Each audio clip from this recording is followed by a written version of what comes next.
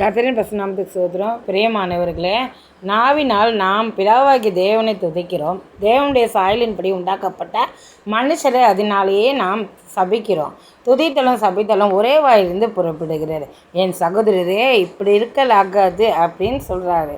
அதனால் நாம் நாவினால் துதிக்கிறோம், சபிக்கிறோம், எல்லாம் ஒரே மாதிரி வருதில்ல. அதனால் நாம் ஆண்டவரை துதிக்கிறோம், எப்பொழுதுமே ஜெபிக்கிறோம், துதிக்கிறோம், மற்றவங்களுக்காக நாம் ஜெபிக்கிறோம். இப்படிலாம் இருக்கும்போது அந்த நாவு சுத்தமாக இருக்கணும் இல்லையா? அதனால் நாம் யாரையும் அதில் சபிக்க வேண்டாம், கெட்ட வார்த்தைகள் பேச வேண்டாம். அது ஆண்டவர் பிரியமில்லாத வார்த்தைகள் நம்முடைய வாயிலிருந்து புறப்பட வேண்டாம். அதனால் நல்ல அசுத்தத்துக்கும் விலைக்கு ஆண்டவரை நாம் துதிக்கிறதுக்கு ஜெபிக்கிறதுக்கு எல்லாத்துக்கும் ஆண்டவருக்காக நம்ம நாம் புரோஜனமாக அதை யூஸ் பண்ணணும். அதுக்காக சோத்திரம். அப்படி நாம் செய்யும்போது கர்த்தர் நம்மேல் மிகவும் பிரியமாக இருக்கிற தேவனாக இருக்கிறார். சோத்திரம்.